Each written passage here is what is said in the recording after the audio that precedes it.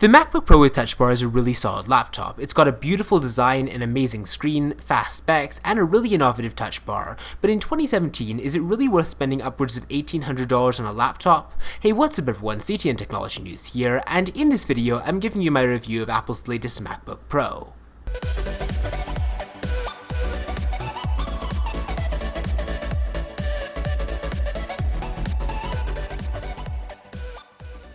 So first off, let's talk about the design and the build. In my opinion, the MacBook Pro is the best looking laptop on the market right now. The aluminum chassis is machined from a single piece of metal, and it doesn't bend or flex, but it's still incredibly light at just 1.37 kilograms. At just 15mm tall, it's also super thin, and you'll have no problem sliding this into whatever bag or backpack you carry around. There are a few key physical differences to the previous model. The first and perhaps most important is the addition of 2 extra USB 3.1 Type-C ports, which brings it to a total of 4. There are 2 on the right edge and 2 on the left, and any of them can be used for charging, which is actually pretty nice. Apple doesn't provide any adapters in the box for regular USB connectors though, so you'll need to buy those separately. Now the touch bar is by far the most distinctive physical feature on Apple's laptop, and it's kinda hard to explain exactly what the touch bar does. Basically, it takes the place of the traditional function keys, but it makes them more contextually aware.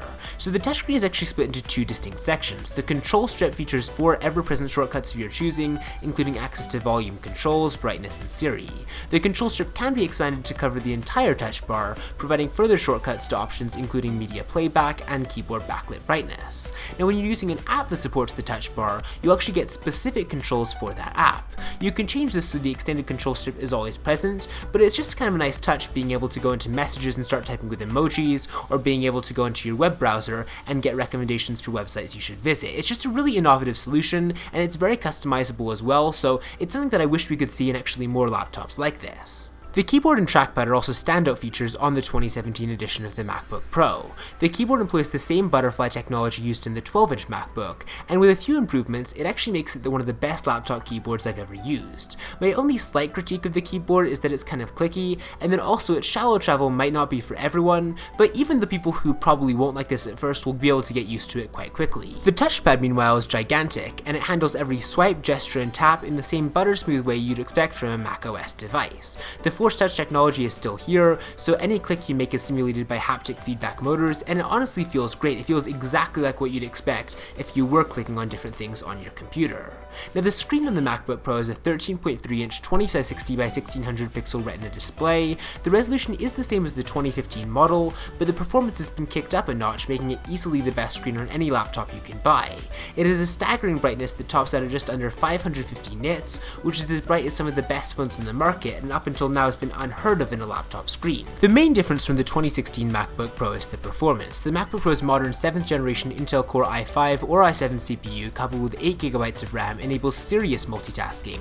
You won't be getting any slowdown even if you're opening all of your favorite Mac apps at once. The latest generation CPU also just blows the competition away. In my review, it scored a Geekbench score of 9,261, which is way better than the 6,999 category score on average. My review unit of the MacBook Pro costs $1,999 and features a 7th generation Core i5 CPU, 8GB of RAM, a 512GB solid state drive, and then also integrated Intel Iris Plus graphics 650. Users who don't need that much storage can save $200 by opting for the entry-level model, and then Apple also offers a 13-inch MacBook Pro without a touch bar starting at $1,300. That model includes a 2.3GHz processor, 128GB of storage, and 8GB of RAM.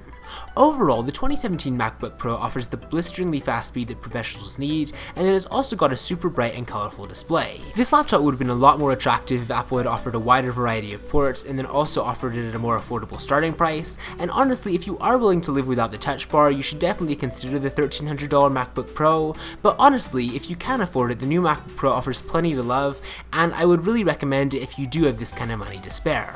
But with that said, give me your opinions on the new MacBook Pro with touch bar in the comments section down below, give this video a thumbs up if you enjoyed it, and with that said, I will see you next time.